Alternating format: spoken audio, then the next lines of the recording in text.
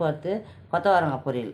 அதுக்கு கொத்தவரங்காய் எடுத்து வச்சுருக்கேன். கொத்தவரங்காய்ன்றது பாருங்கள் இப்படி தான் இருக்கும். கொத்தவரங்காய்ன்றது நான் இதே கொத்தவரங்காய் எடுத்து நான் கட் பண்ணி வச்சுருக்கேன் பொரியல் பண்ணுறதுக்கு பொடிசாக. இந்த அளவுக்கு நல்லா பொடிசாக இப்படி கட் பண்ணிக்கோங்க. அப்போ தான் நல்லாயிருக்கும். அதுக்கு தேவையான பொருட்கள் கொத்தவரங்காய், பூண்டு, கறிவேப்பிலை, காஞ்ச மிளகா, வெங்காயம், உளுத்தம்பருப்பு. எண்ணெய் வந்து 4 ஸ்பூன் ஊற்றிக்கிறேன். எண்ணெய் காஞ்சிச்சு 1/2 ஸ்பூன் கடுகு போட்டுக்கலாம். இறங்கிச்சிச்சு உளுத்தம்பருப்பு போட்டுக்கலாம். 1 ஸ்பூன் உளுத்தம்பருப்பு, 3 காஞ்ச மிளகாயும் போட்டுக்கலாம். 4-5 பல் பூண்டு நெச்சுக்கி வச்சுருக்கேன். தோல் ஊற்றிட்டு போடுங்க. கறிக்கு போட்டுக்கலாம்.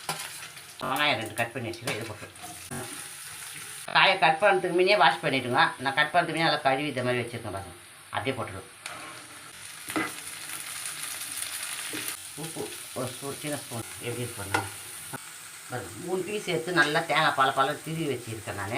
இந்த தேங்காய் இதில் போட்டுக்கலாம். பொரியல் இப்போ ரெடி ஆகிடுச்சு.